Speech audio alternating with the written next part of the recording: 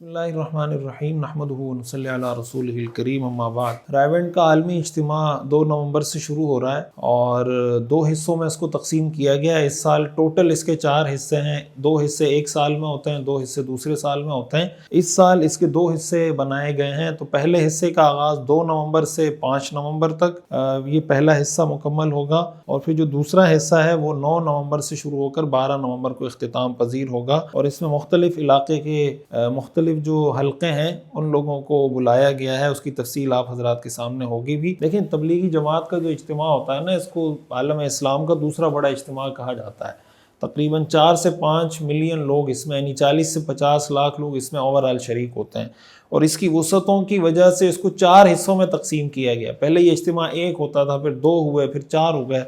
1951 میں یہاں پر باقاعدہ رائیونٹ مرکز کی بنیاد رکھی گئی۔ 1953 میں پہلا اجتماع ہوا جس میں حضرت مولانا الیاس کاندھلوی صاحب رحمۃ اللہ علیہ کے صاحبزادے حضرت مولانا یوسف صاحب کاندھلوی رحمۃ اللہ علیہ بنفس نفیس شریک ہوئے، اور اس وقت کوئی اندازہ نہیں لگا سکتا تھا کہ اتنی بڑی شکل یہ اجتماع اختیار کر لے گا، لیکن اللہ تعالیٰ نے تبلیغی جماعت کو جو قبولیت اور جو مقبولیت عطا فرمائی، اور اس کے ذریعے سے اللہ تعالیٰ نے لوگوں کی جو زندگی بدلی ہے، پوری دنیا میں اس کی کوئی مثال نہیں ملتی۔ اس وقت عالم اسلام کی سب سے بڑی جماعت ہے جس نے لوگوں کی زندگیوں میں انقلاب پیدا کیا۔ کیا کھلاڑی، کیا شوبز کے لوگ، کیا عام لوگ، کیا علماء، کیا عوام، کیا ریڑھی والا، کیا سیٹ، کیا کمپنی اونر، کیا ملازم،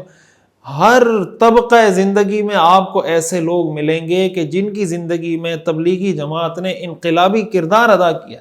اور کمال کی بات یہ ہے کہ اپنی جان، اپنا مال، اپنا پیسہ، اپنا وقت لگا کے اللہ کی راہ میں نکلتے ہیں،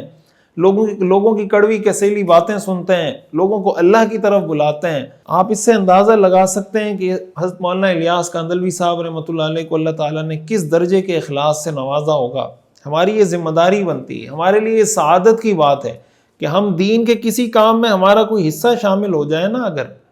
اور ہم بھی اس کا پارٹ بن جائیں، ہم بھی اس کا حصہ بن جائیں، یہ ہمارے لیے سعادت کی بات ہے، ہمارے لیے قبولیت کی بات ہوگی کہ اللہ تعالیٰ ہمیں ایسے کسی مقبول کام سے جوڑ دے، ایسے قبول ہونے والے کسی کام سے اگر ہمیں جوڑ دے اللہ تعالیٰ، ہی ہمارے لیے سعادت کی بات ہوگی۔ اس لیے میں تمام اپنے سننے والوں سے، دوستوں سے گزارش کروں گا کہ اس اجتماع کے اندر خصوصی طور پر وقت نکال کر اپنی مصروفیات کو آگے پیچھے کر کے ضرور شرکت کریں، اور اس کو اپنے لیے باعث نجات اور باعث سعادت سمجھیں کہ وہاں جو بیانات ہوں گے انشاءاللہ اس پر عمل کر کے ہم اپنی زندگی کو تبدیل کریں گے۔ اگر ہم جڑ جاتے ہیں تو انشاءاللہ جہاں اللہ تعالیٰ نے لاکھوں کروڑوں لوگوں کی زندگیاں بدلی ہیں، اللہ ہماری زندگی میں بھی انقلاب پیدا کر دے گا۔ اللہ تعالیٰ ہمیں سمجھنے اور عمل کرنے کی توفیق عطا فرمائے۔